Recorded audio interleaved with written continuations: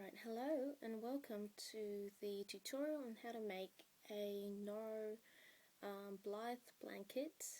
You'll find this pattern in a book by Jane Ellison, but I'm here to show you how to make this blanket because it really is quite simple. So if you can catch on to the principles of this video, you should be able to be on your way very happily making this blanket. So the first thing I want to point out is that this blanket really is very simple. You will be making as many squares as you want, but the recommended is 3 by 3. Each square is 40 centimeters by 40 centimeters, and in front of you I have 2 squares laid out, basically this each square is made of 2 NORO yarns that you can choose whatever you want, as long as it's a Kurion or a silk garden. And the fun thing about this project is the way that the colours are turned out as you knit. That's the really exciting part. So let's get started. Now, what I'm going to do in this video is I'm going to show you how to do a very small square. I'm going to show you how to do 2 chainlets that you can see in front of you. And what I'll do is I'll hold it in front of the camera like this, and you can see that there are 2 chainlets that I've made. Very, very large. I've used extra big needles for this video, and that's just because I felt like it. Now, you will need 5mm needles in your NORO blanket for each square, and for each square you'll cast on 70 stitches, and this works out perfectly for the NORO balls. Alright, now in this video, as you can see in front of you, I have 2 chains. I've made 2 chains here, but I'll tell you how to do it. So here, and in the NORO blanket, you'll see that each chain is 6 stitches worth, with 2 little bubbles in the middle, 2 stitches in the middle, and then another 6 stitches to make the rest of the chain. And what you do is you cast on, and then you knit the first row all the way through, and you purl the second row just like you would for a stocking stitch. So what I'm going to do is I'm going to try to knit for you this next section to show you how I've done this. Now, it's a little bit tricky, so here we go. So I'm back to yarn, what I'll call yarn A, which is this green one, and I am knitting all the way through to give the chains this separation from each other. Okay. So I'm just knitting the whole way through this row.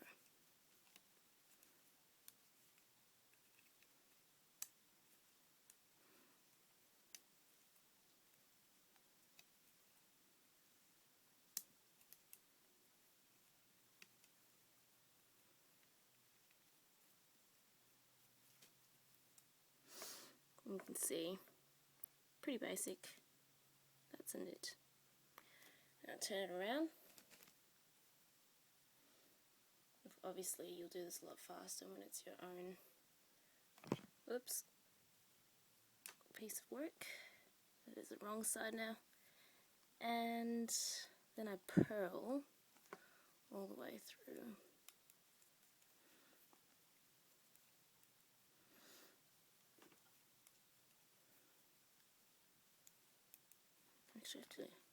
Actually having to sit in a very uncomfortable position to get the camera angles just right and balanced. So, excuse the sounds of disgruntlement as we go through this tutorial. But what I'm showing you here is that it's really, really simple. Because all you need to do in this basic blanket is just to be able to knit, purl and slip a couple of stitches. So that's really basically the gist of it, and it's not complicated at all.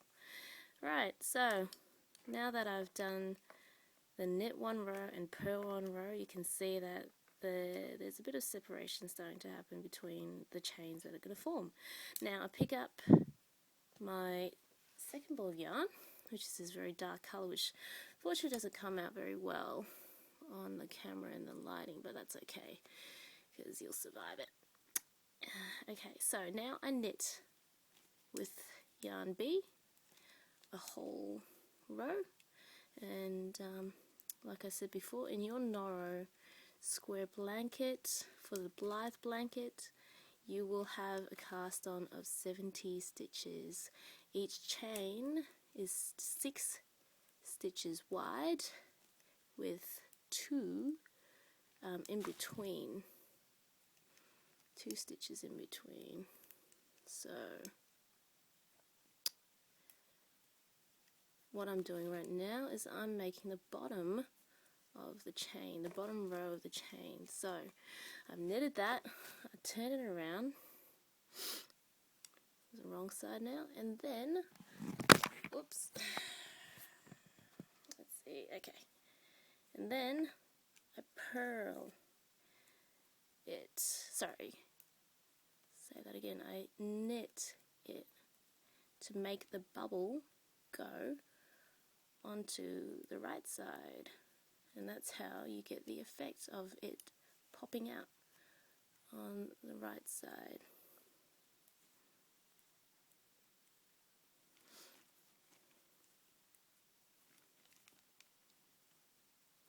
Gotta say, this is giving my legs a really good workout. But I figured, there's a mistake, there we go. Fixing it. I figured that nobody else has put a video up on how to do a Blythe blanket, and it really is quite unfortunate because everyone wants to make this blanket once they see it, and it's actually just so easy, so easy, because once you get the hang of it you can go for your life. Okay, so you can see now the bubble is on this side. So what you'll notice as you make this blanket is that every second row, every 2 rows, you end up changing yarn. So it's always very, very convenient. You don't ever have to cut any yarn or start anything new. Okay, so now this is how you start making the chain. You knit 6 stitches like so to my 4th, 5th, and 6th. Now what I do is I slip 2 and then I continue on. Obviously you continue this 6 stitches, slip 2, 6 knit, slip 2 all the way to the end of your row, which will normally be 70. In this case, much shorter. Turn it around and I do the same thing except that I purl it. So I purl 6,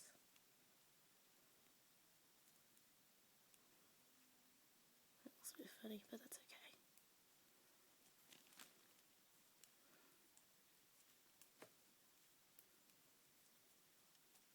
Purl 4, purl 5, purl 6, slip the same ones, which is pretty obvious because the colours are so different. So slip, slip, and then purl 6. You do it all the way to the end.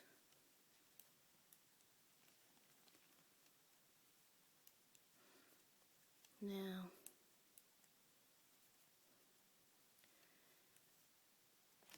turn it around, and that's what you've got. You've got the bottom of a chain happening. So you take up your other yarn and you do the same thing. You knit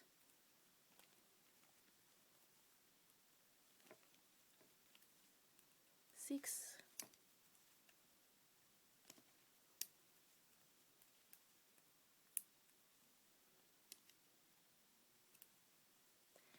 and you slip the 2. That will make your chain, and then you knit 6 again. And like before, to make the bubble stick out on the right side of your square, as you turn it around, this time, instead of purling it, you just knit it. And also this time, instead of picking up the 2 stitches, you just knit it all across, because when you knit it all across, it picks up those 2 stitches that you've been slipping for 3 rows, and then completes the chain look. So I am knitting straight across the whole thing, no slipping.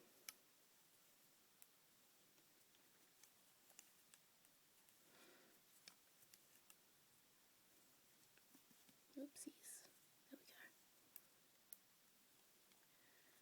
go. Okay, so this is how it looks.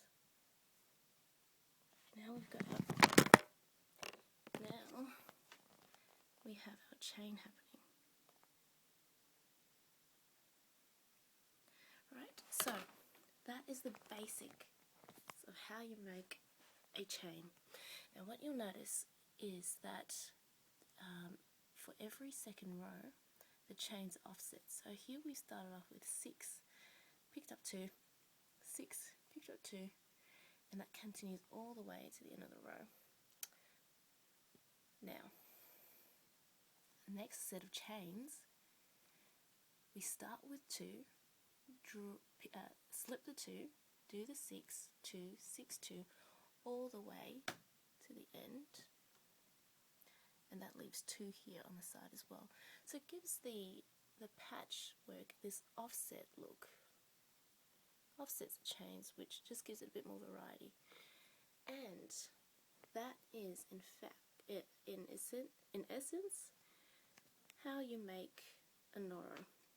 You'll find that each square is about 40 centimeters by 40 centimeters.